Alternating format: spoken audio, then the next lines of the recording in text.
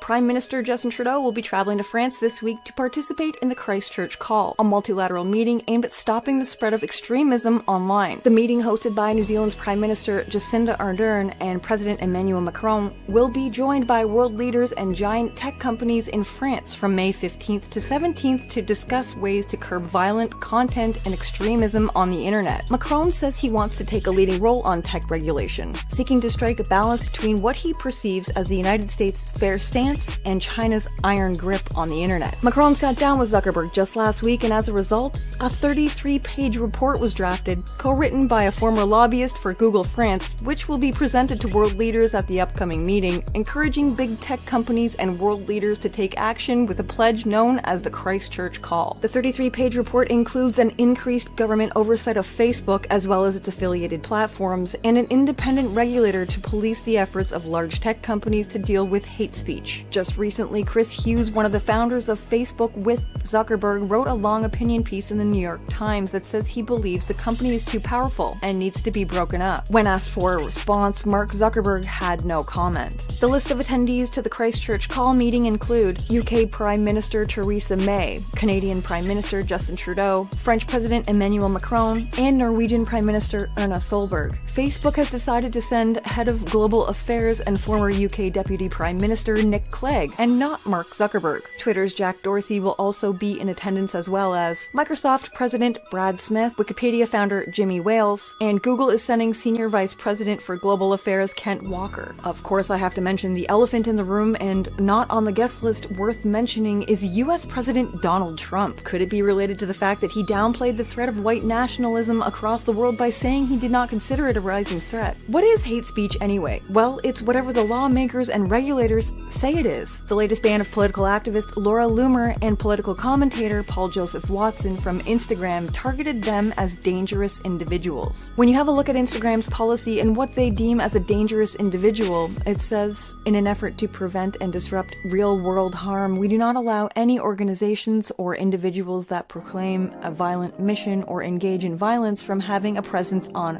Facebook. This includes organizations or individuals involved in the following: terrorist activity, organized hate, mass or serial murder, human trafficking, organized violence, or criminal activity. Yep, that's right. People like Paul Joseph Watson and Laura Loomer have been lumped in with terrorists and human traffickers merely for stating their political opinion. Now, this is a slippery slope. Justin Trudeau is a fish out of water and could become an erratic policymaker before he leaves office. With the recent gun ban speculation, controlled speech online is another subject that he has been unyielding about. Politicians, we stand around, we offer our condolences, and we say nice things in the aftermath. We say that we'll do better. We'll say that never again will such hatred be allowed to fester unchallenged. And then when the flames die down and the smoke clears, we look the other way. We revert back to politicking, figuring out how we can tap into that powerful rage to harness a few more votes. After tragedies like these, politicians often say that it's not a time to talk politics. I think this is exactly the time to talk politics. We can take a stand here and now in Canada and around the world and say that enough is enough. That the days of spewing hatred and inciting violence without consequences are over.